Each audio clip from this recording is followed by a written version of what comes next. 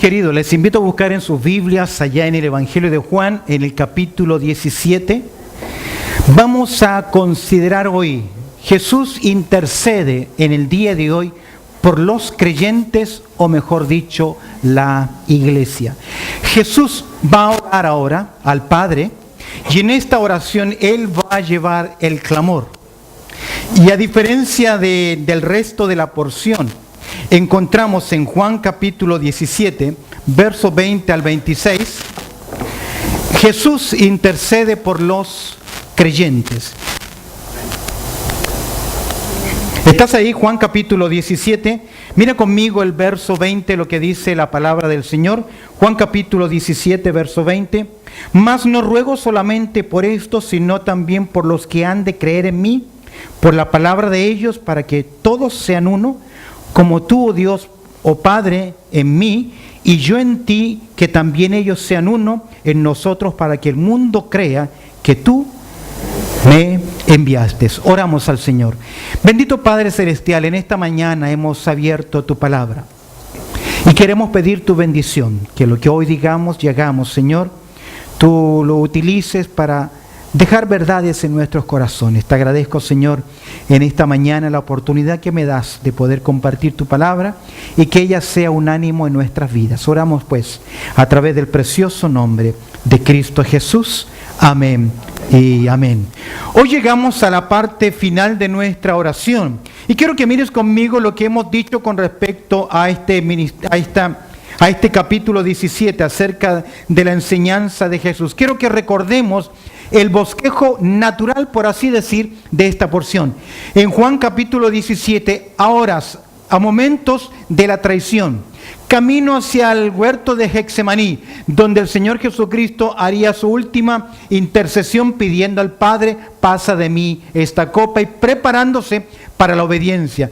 Hemos dicho que Jesús, caminando hacia este lugar, eleva una oración en presencia de los discípulos. Y en primer lugar Jesús ora por su propia persona. Verso 1 al verso 5, Jesús le dice al Padre: yo te he glorificado, he cumplido lo que tú me has dicho, te he dado gloria, ahora te pido, Padre, que tú me glorifiques a mí. En segundo lugar, el Señor va a orar, por así decir, por sus muchachos, es decir, los discípulos. Y el Señor va a orar desde el verso 6 al verso 19, que consideramos en dos partes este tema, lo que el Señor pide por sus discípulos. Él le dice al Padre: yo estuve con ellos y mientras estuve con ellos los protegía, les di a conocer tu nombre, pero te pido ahora que ellos permanezcan en unidad, que ellos aprendan de tu palabra, que tú los protejas en el mal, en el maligno. ¿Por qué razón? Porque no te pido, Padre, que los quites, sino que los preserves del mal en medio de esta dificultad, en medio de este mundo. ¿Por qué el Jesús no pide que el Padre se los lleve? Porque ellos tendrían en esta tierra una misión que cumplir. Finalmente encontramos ahora, verso 20 al 26, que ahora, ya hace más de 2000 años atrás, en Jerusalén, el Señor Jesucristo pensó en ti y pensó en mí, y oró por ti y oró por mí. No sé, pero esto me conmueve, esto me estremece, me hace meditar y pensar, ¿cómo es que el Hijo de Dios pudo pensar y orar por mí, aun cuando yo ni siquiera había existido? Mira conmigo el verso 20, cómo comienza. Dice Jesús, verso 20, mas no ruego solamente por estos. Ya hemos considerado la oración. Estos son los discípulos del Señor Jesucristo, los 11 que han estado a su lado. Judas lamentablemente ya ha salido para traicionar, mas no ruego solamente por estos, agrega el texto, sino también por los que han de creer en mí. Jesucristo va a orar por los creyentes, va a orar por la iglesia, va a orar por usted y por mí. La iglesia, el nuevo pueblo del Señor, los cristianos, comenzó en el día de Pentecostés, cuando el Espíritu Santo descendió sobre esta tierra y colocó a toda aquella persona que ha creído en Cristo, lo ha unido místicamente en un cuerpo que es el cuerpo del Señor Jesucristo, la iglesia. La iglesia, por lo tanto, comienza en el día de Pentecostés y se extiende en esta tierra hasta que la iglesia sea llevada a la tierra. Escúcheme bien, por resurrección y transformación de los creyentes, porque llegará un día en que el Señor Jesucristo, con voz de mando, con voz de arcángel y con trompeta de Dios, va a levantar a los millones y millones que comenzaron a creer desde el día de Pentecostés hasta el día en que el Señor nos llame a su presencia, por resurrección y por transformación de nuestros cuerpos. Entonces Jesucristo comienza a orar por este cuerpo en formación, por esta iglesia en formación que se compone de millones y millones de personas a través de la historia. No ruego solamente por estos, sino también por los que han de creer en mí. Y agrega algo interesante, por la palabra de ellos. ¿Qué significa esto? Los discípulos serían enviados al mundo con el mensaje de la verdad. Recuerda Juan capítulo 8, verso 32, que Jesús dice: y conoceréis la verdad, y la verdad os hará libre. Los discípulos llevarían un poderoso mensaje. Viene a mi mente las palabras del apóstol Pablo cuando él dice que él no se avergüenza del evangelio, Romanos 1:16. ¿Por qué? Porque es poder de Dios. ¿Para qué? Salvación. Sería el único mensaje en esta tierra que puede transformar al hombre de adentro hacia afuera. Romanos capítulo 10, verso 17 dice que la fe viene por el oír. ¿Y el oír qué? La palabra. Usted puede prepararse en apologética, en defender científicamente, racionalmente, intelectualmente la fe cristiana. Usted puede demostrar que la fe nuestra no es una fe ciega ni de personas tontas que no tienen nada más que creer. Puede demostrar, y hay mucha evidencia científica, antropológica, histórica, etcétera, para demostrar la fe cristiana. Pero eso no convence a las personas. Lo que convence a las personas, ¿qué es? El mensaje de la palabra de Dios, porque la fe viene por el oír. ¿Y el oír qué? La palabra de Dios. Eso significó entonces que ellos, los discípulos, cumplieron con fidelidad el llamado del Señor, porque ellos dieron testimonio hasta lo último de la tierra. La semana pasada les decía lo siguiente: usted y yo no somos responsables por los que pasaron o por los que vendrán. Usted y yo somos responsables por esta generación, por hablarle a los hombres y mujeres de esta generación.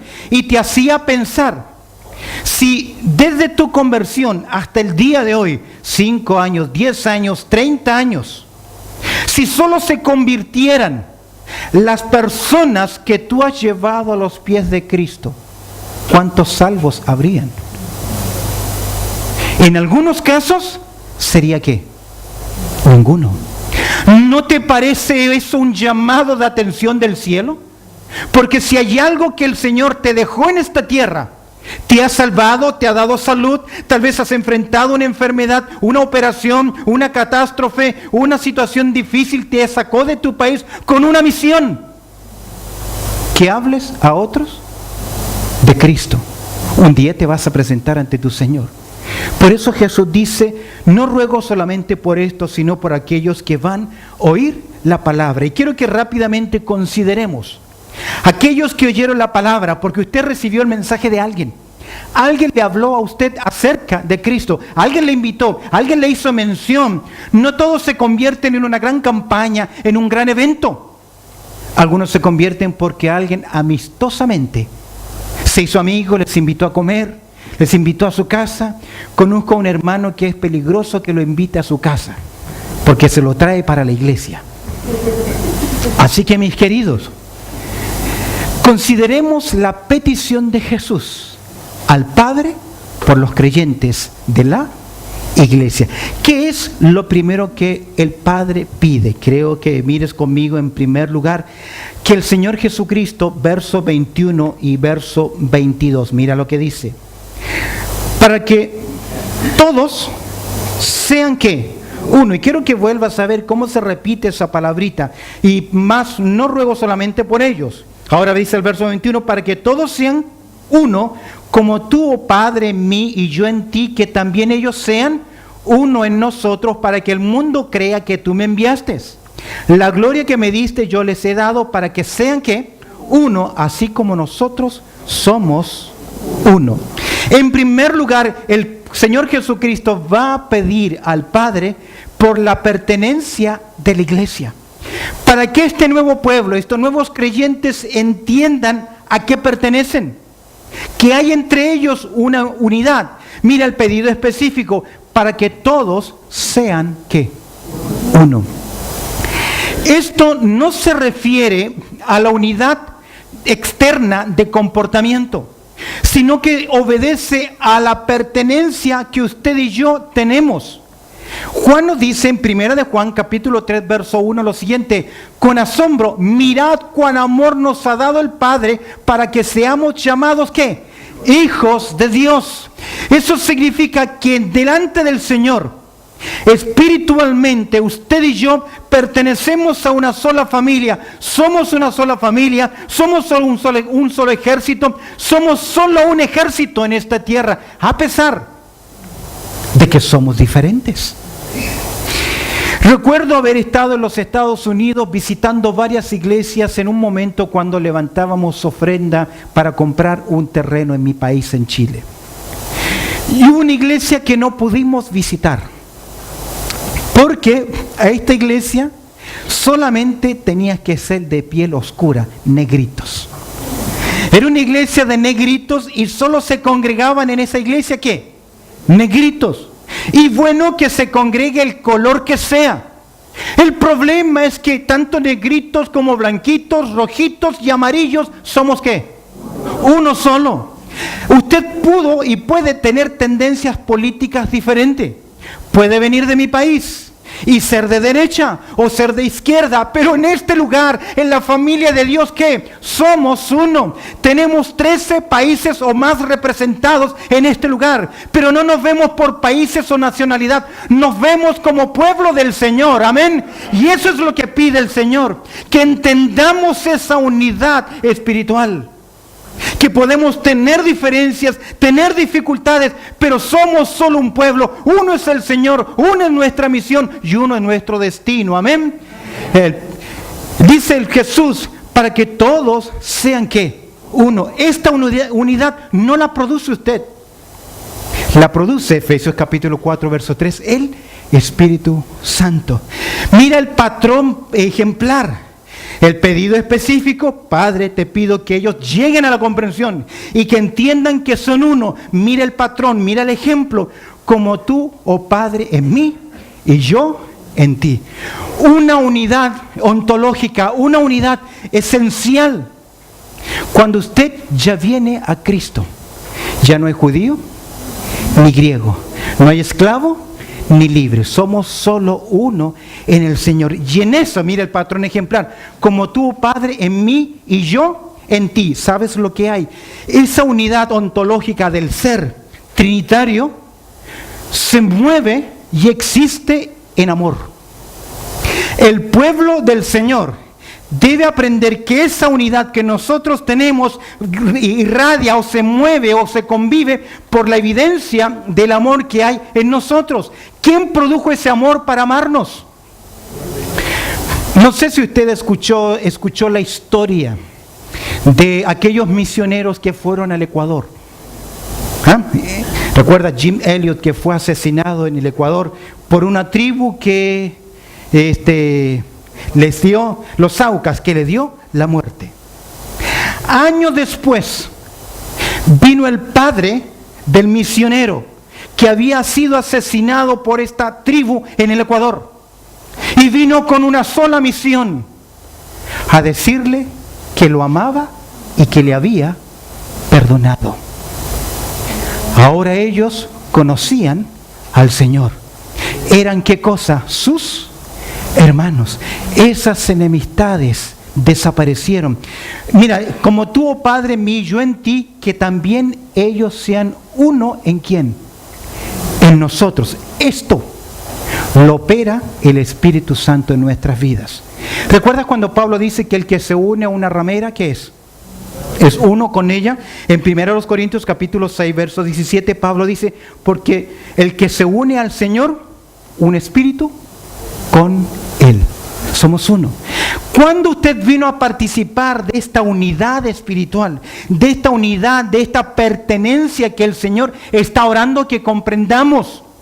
Ocurrió en el momento en que usted recibió a Cristo como su Salvador personal. Porque en ese momento, cuando usted recibió a Cristo como su Salvador personal, en ese mismo momento usted también recibió el Espíritu Santo. Recibió el bautismo del Espíritu Santo. En Efesios capítulo 1, versos 12 y 13 dice que cuando hemos oído y cuando creímos, fuimos sellados con el Espíritu Santo ¿de qué? De la promesa. Y la promesa es el bautismo. Y queridos, en 1 Corintios capítulo 12, verso 13, dice que el bautismo del Espíritu Santo es que nos coloca espiritualmente ¿en dónde? En el cuerpo de Cristo, en uno solo.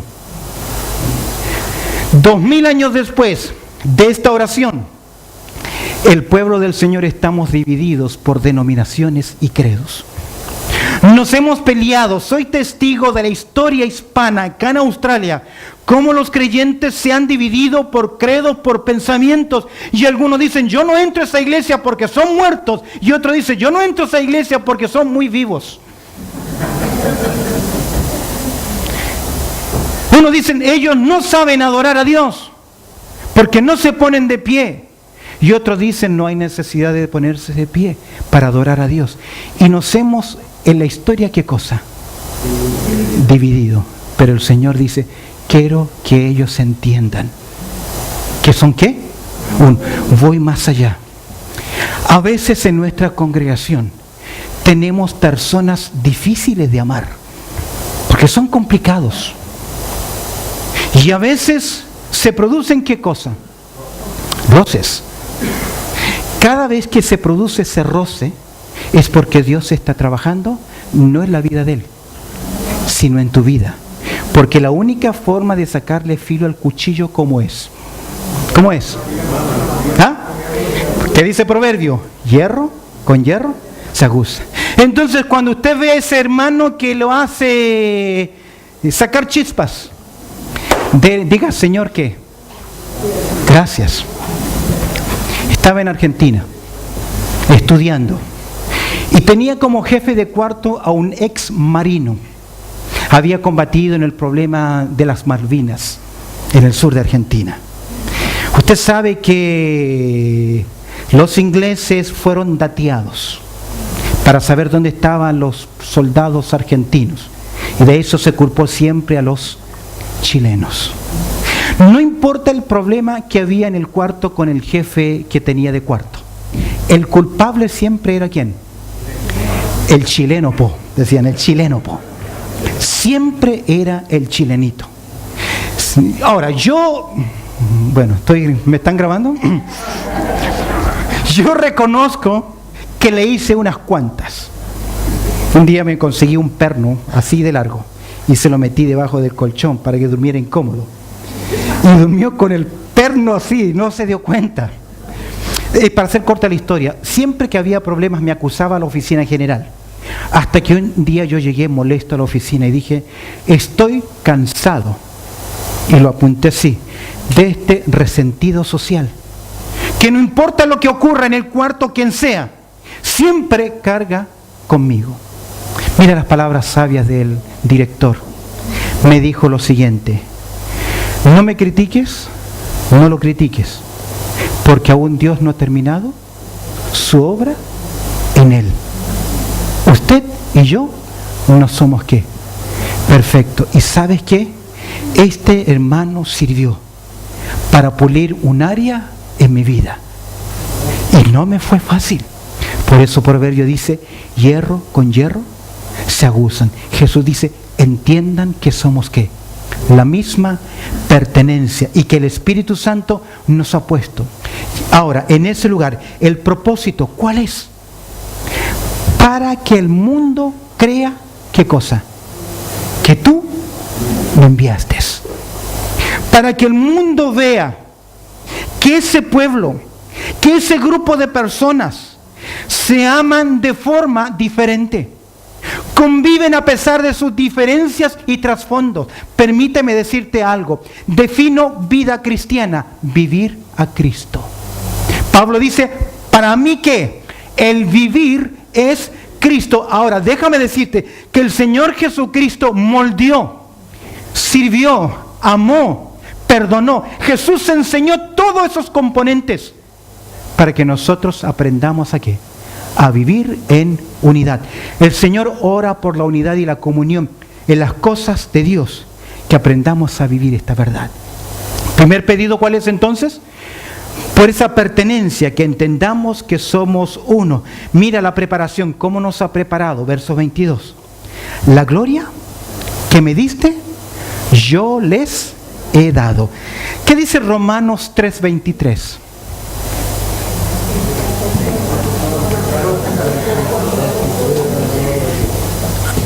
A la cuenta de 3. 1, 2, 3. El hombre estaba ¿qué? Destituidos de ¿qué? De la gloria de Dios. Pero mira lo que hace Cristo. Mira la preparación. ¿Cómo es que somos parte de este cuerpo? La gloria que me diste, ¿qué? Yo les he dado. Es porque a través de Cristo nosotros tenemos acceso ¿a quién? Al Padre Celestial. Por Cristo y en Cristo es que nosotros podemos tener comunión con Dios. Yo no soy acepto delante de Dios porque soy bautista, o porque sea metodista, o anglicano, o pentecostal, o presbiteriano. No importa, usted no es acepto delante de Dios por tener una religión. Somos aceptos porque estamos ¿en quién? En el amado. Y el amado me ha dado su gloria, me ha hecho partícipe de la naturaleza divina. Es por eso que el creyente va creciendo ¿qué? De gloria en gloria. De esta forma, por esa transformación, por el poder del Evangelio, podemos aprender a vivir con nuestras diferencias. Primer pedido entonces al Padre, ¿cuál es? Jesús ora por la pertenencia de la iglesia. El pedido específico, el ejemplo, el patrón, el propósito, evidenciar, y finalmente cómo los capacita para que sean uno, así como nosotros somos ¿qué? Uno en esencia. Segundo pedido importante, no simplemente ora por pertenencia, que entiendan que pertenecen a una unidad, somos uno. Mira ahora conmigo el verso 23. Quiero que observes ahora el segundo pedido. El Jesús no solo pide por la pertenencia de la iglesia, sino que ahora algo más, por la práctica de la iglesia. Mira conmigo el verso 23. En varias ocasiones Jesús les había enseñado a sus discípulos, primero, que debían amarse. Segundo, que debían perdonarse, que debían servirse, y para eso Jesús le mostró ¿qué? Ejemplo. ¿Recuerdas cuando Jesús enseña sobre los problemas en una iglesia? ¿Qué le dice que tiene que hacer? ¿Cómo solucionar los problemas? ¿Cómo tiene que hacerlo una persona que tiene problema con otro? ¿Qué tiene que hacer? Primero trate el asunto ¿qué? Personalmente. También el Señor enseñó a sobrellevar las cargas los unos de los otros. Nos enseñó a perdonar, nos enseñó a servir. Y luego Jesús en Juan capítulo 13, ¿qué hace? Tomó un librillo, un plato, una toalla y comenzó a lavar patas chucas, pies hediondos. Y luego agrega, ejemplo, os he dado. Hey, a veces ofendemos a las personas por nuestras inacciones. Usted es la iglesia ahora, porque ahora es práctica. Ya no es posesión, no es pertenencia, es práctica. Querido, usted no viene, usted que es miembro de la iglesia, usted que es un asistente frecuente de la iglesia, no viene para que lo atiendan. Esto no es un restaurante a la carta.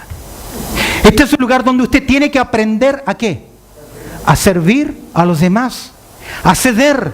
A veces pareciera que tanto en puestos, en localidades, como que los hemos comprado. Y mis queridos, ¿a quién tenemos que atender primero? Nuestras visitas.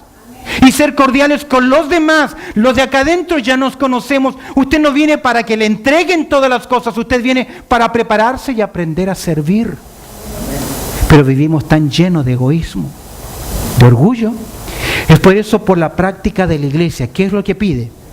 Mira, la pertenencia, yo en ellos y tú en mí. El Padre está en el Hijo y el Hijo en el Padre. Jesús está presente en cada creyente por medio de su Espíritu Santo. Mira la práctica. Para que sean, ¿qué? Mira que agrega. Perfectos en unidad. La práctica. Para que sean, ¿qué cosa? Perfectos en unidad. Esto es más que una unidad ética o una unidad, sino que tiene que ver con esta relación que debe haber entre nosotros, así como es el seno trinitario. ¿Cómo se trata el Padre y el Hijo? ¿Cómo se tratan ellos? ¿Con amor? ¿Con respeto? Con un solo propósito. ¿Cómo debemos tratarnos nosotros? ¿Ah? Por eso, mis queridos, quien se convierte en una iglesia, en un instrumento de división, o comienza, como dice coloquialmente, a atornillar al revés, no está Dios con él. No puede estar Dios con él. ¿Sabe por qué? Porque Dios une, no divide. Dios une y no divide. Y esta práctica, esta perfección, madurez, es para que aprendamos a vivir con nuestras diferencias, para que practiquemos la unidad, para que no seamos instrumentos de tropiezos. Y recuerda que es mejor atarse una piedra ¿qué? Al cuello y tirarse ¿en dónde dice? En el río o en el mar, antes de ser tropiezo ¿a quién? A un pequeñito, a un hermano más pequeño. Los hermanos más pequeños son los nuevos creyentes, no los viejos de años en la iglesia. Que no es de tropiezo para mí, para los demás. ¿Usted de tropiezo para quién? Aquel que recién está comenzando. Porque Él te observa cómo enfrentan los problemas, cómo enfrentan las dificultades. Escúcheme bien, si los dejamos una hora conversando entre ustedes se van a pelear, porque somos ¿qué? Así somos bélicos, pero el Señor dice, oro para que aprendan a convivir, para que aprendan a progresar, para que sean ¿qué? Perfectos en unidad. ¿Con qué finalidad? Mira la proclama. Para que el mundo conozca que tú me enviaste. ¿Cuántas veces he oído en mis años de cristiano? En esa iglesia está fulanito tal. A esa iglesia ¿qué? No entro. Yo sé que son excusas, pero también sé que cuando el río suena, piedras trae. Y a veces hemos sido de piedra, de tropiezo, para mucho. Para que el mundo conozca que tú me enviaste. Déjame decirte algo. Cuando el mundo comenzó a observar la iglesia en Jerusalén, ¿qué decían? Mira cómo están unidos. Mirad cómo ¿qué? Se aman. Hoy en día, cuando el mundo nos observa, ¿qué dice? ¿Qué dice? No hemos aprendido cristianismo básico. A ser fieles, a ser leales, a amar, a perdonar. No lo somos. Entonces pregunta, ¿de qué cristianismo estamos hablando? ¿Cómo vamos a dar testimonio al mundo que Dios nos ha perdonado? ¿Recuerda la historia del perdonado que no perdona? Dios nos perdonó una deuda ¿qué? Inmensa. Pero mientras nos encontramos con alguien inferior a nosotros, lo tomamos ¿qué? Del cuello y no somos capaces de ¿qué? De perdonar, para que el mundo conozca que tú me enviaste, que los has amado a ellos, como me encanta esto, como también a mí me has amado. ¿Qué dice Juan 3:16? Porque de tal manera amó Dios al mundo. ¿Qué dice Romanos capítulo 5, verso 8? Mas Dios muestra que su amor, queridos, si hemos recibido de nuestro Dios ¿qué? Tanto amor, amor incondicional, amor sublime, amor que no podemos comprender, que perdonó toda la bajeza de lo que yo era. ¿Por qué no puedo manifestar ese amor a mis hermanos? No digas, Señor, ayúdame ¿qué? A amarlos. Vamos a cantar tal vez al final y voy a pedir que se saluden. Pero amarse unos a otros. Me decís, hermanito, te amo en el amor del Señor. Esas son palabras. Amar, escúcheme bien, a los hermanos. Amar al pueblo de Dios. En esta práctica que el Señor le pide es que usted busque el bien de quién. ¿De quién? Ahora, las últimas decisiones que usted ha tomado, ¿de qué forma traen bien al pueblo del Señor? Lo que usted está decidiendo con su vida, con sus acciones, con lo que usted está decidiendo, ¿cómo contribuye a qué? A la práctica del amor. ¿Está contribuyendo? Eso significa que tenemos que evaluarnos, porque podemos tener falsos conceptos de espiritualidad y equivocarnos, para que el mundo conozca que tú me has enviado y que ellos y que los has amado a ellos como también a mí me has amado. Romanos 5:5 dice así: el amor de Dios ha sido derramado a nosotros. Usted tiene el amor de Dios. ¿Qué hace con ese amor? O es un puente o es un canal de bendición. ¿Quién oró por esto? Ahora, una parte práctica. Tal vez hoy busque la forma de bendecir a un hermano. Demostrar en forma práctica ¿qué cosa? El amor. Dígale, hermano, hoy quiero invitarte a ¿qué? A almorzar. Mire qué lindo. Vamos a ver qué pasa. Ok, vamos al tercer punto. Ya va a ocurrir como aquel muchacho que vino con Jesús. Señor, ¿qué voy a hacer para heredar la vida eterna? Luego el Señor le dice y comienza ¿qué? Amar no es un sentimiento. Amar es buscar el bien de la otra persona. Y agrego, incondicionalmente. Porque eso fue lo que hizo el Señor por nosotros. Tercer pedido. Por la promesa dada a la iglesia. Me encanta esta tercera parte. Oró por la pertenencia, oró también por la práctica de la unidad. Ahora el Señor va a orar por la promesa dada a la iglesia. Mira el verso 24. Padre, aquellos que me has dado, ¿quiénes son? ¿Ah? ¿Quiénes son? Usted y yo, los cristianos, la iglesia. Usted ha sido dado por el Padre al Señor Jesucristo. Amén. ¿No te da gozo eso?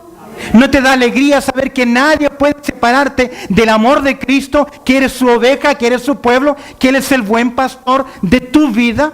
Mira lo que dice: Padre, aquellos que me has dado. Ahora, de la petición va un deseo. Porque ¿qué dice? Quiero. La oración pasa del ruego a la expresión del deseo personal del Señor Jesucristo. ¿Lo tienes? ¿Cuál es el deseo? ¿Qué desea ahora Cristo con usted y conmigo? ¿Qué es lo que le manifiesta al Padre? Ya no es solo una oración, sino que ahora el Señor expresa lo que está en su interior. Mira lo que quiere. ¿Qué dice? ¿Qué quiere? Que donde yo estoy también estén ¿qué? Conmigo. Qué lindo es pensar esto, que el Señor me quiere a mi lado. Hoy está conmigo espiritualmente a través de la presencia del Espíritu Santo, pero Él ora por esa promesa. Yo quiero que ellos estén juntito a mí. Amén. Cuando usted ama a alguien, ¿dónde lo quiere tener? ¿Ah? Yo sé lo que se siente estar separado de los seres queridos. Cuando conocí a mi esposa, nos conocimos. ¿Usted cree en el amor a primera vista? No. 5, 6 y el resto. Yo creo en amor a primera vista. Porque yo llegué a predicar una iglesia. Esa iglesia en aquel momento se llamaba Faro de Luz. Me invitaron a predicar. Y yo vi a una preciosa muchacha frente al keyboard, un órgano de pedales, tocando así, pero yo creo que aprendió las notas de memoria. Porque mientras tocaba, me echaba el ojo.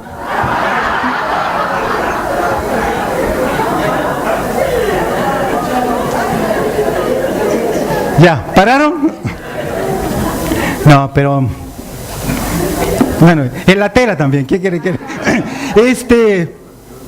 Y luego se acercó y me dijo, ¿conoces la ciudad? Y yo por dentro, ¿qué intenciones tendrá? Bueno, para hacer corta la historia, nos enamoramos. Nos conocimos, ¿cuánto? ¿4 meses?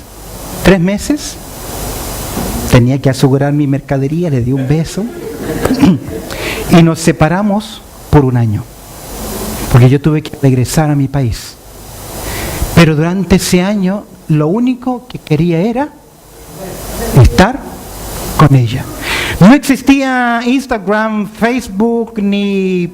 Usted recuerda que el tiempo para que llegase la respuesta, 15 días pasaban, porque todo iba por carta. Yo no sé cómo lo hacía mi esposa, pero el cartero llamaba a mi puerta todos los días diciendo, ya sabe de dónde viene. Carta tras carta tras carta.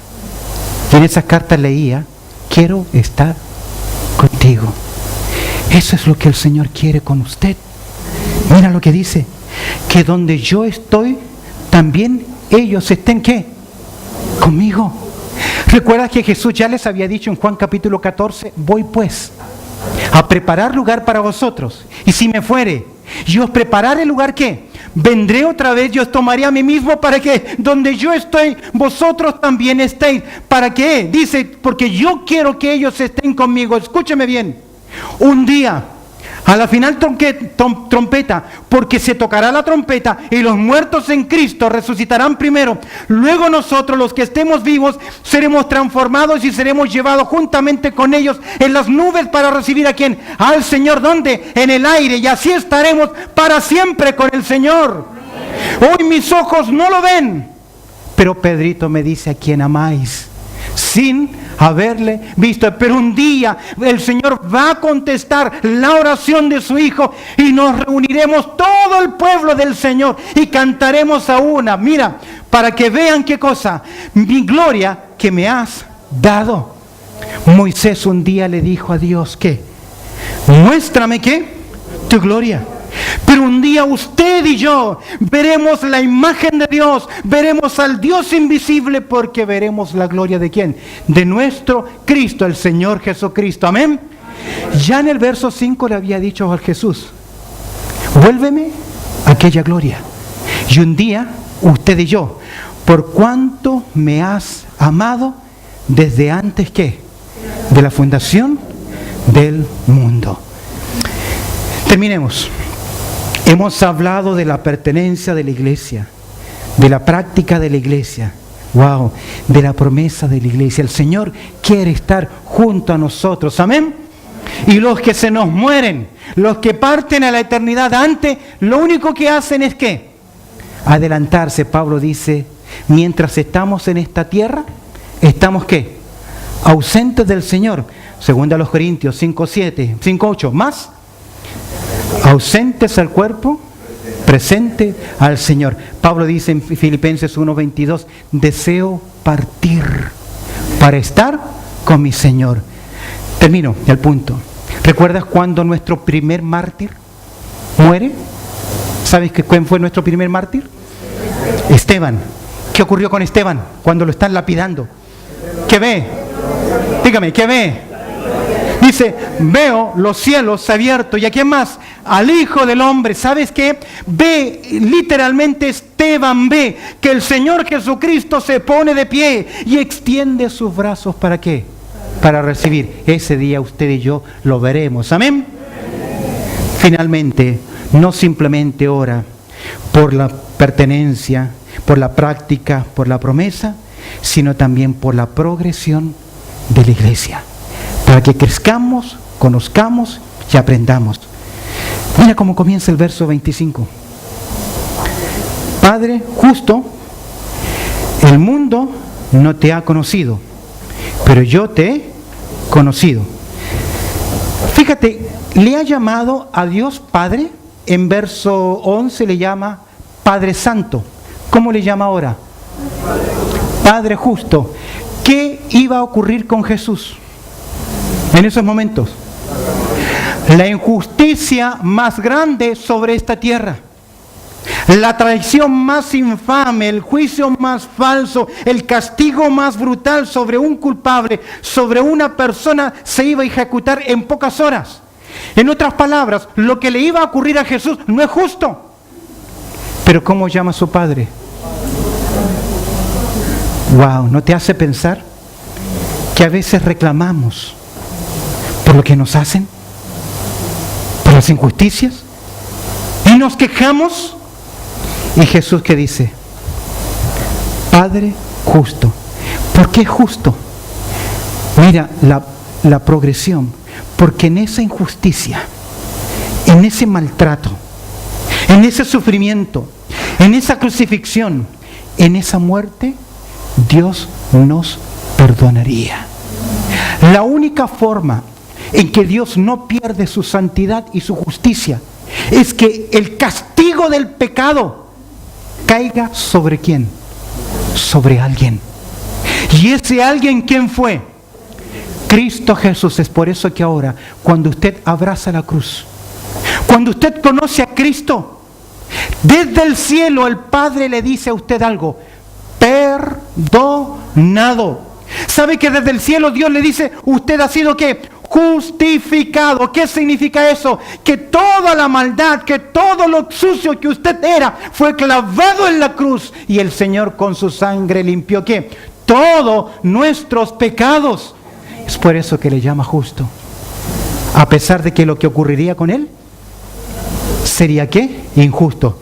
Pero yo te he conocido y estos han conocido que tú me enviaste, verso 26, y les he dado a conocer, ¿qué cosa?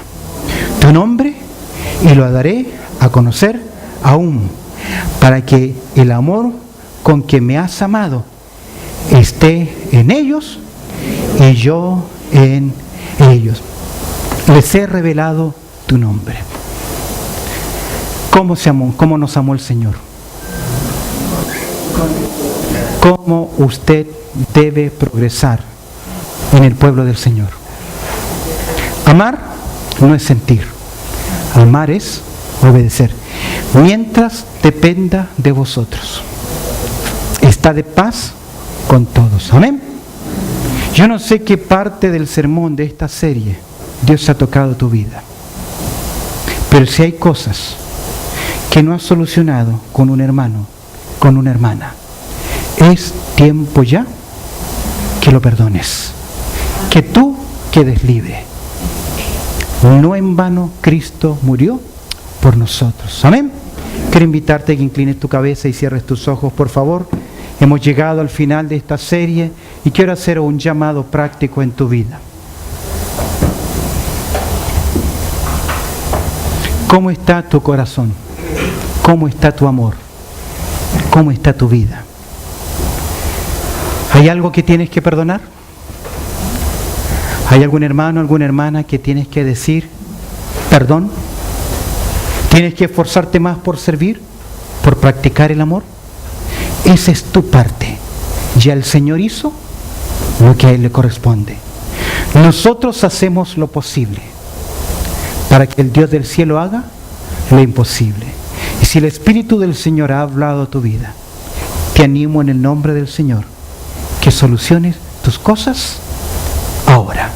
Bendito Padre Celestial, te damos gracias, Señor, por tu amor y también por tu cuidado, porque tú eres bueno y nos permites, Señor, a tus hijos poder estar, Señor, ante tu presencia y oír tu voz. Y te pido, Señor, que si hay alguna verdad que hoy has puesto en nuestros corazones, un convencimiento, te pido, Señor, que tú nos muevas en tu espíritu y que solucionemos estas cosas, Señor, para tu gloria. Pues oramos a través del precioso nombre de Cristo Jesús. Amén y amén.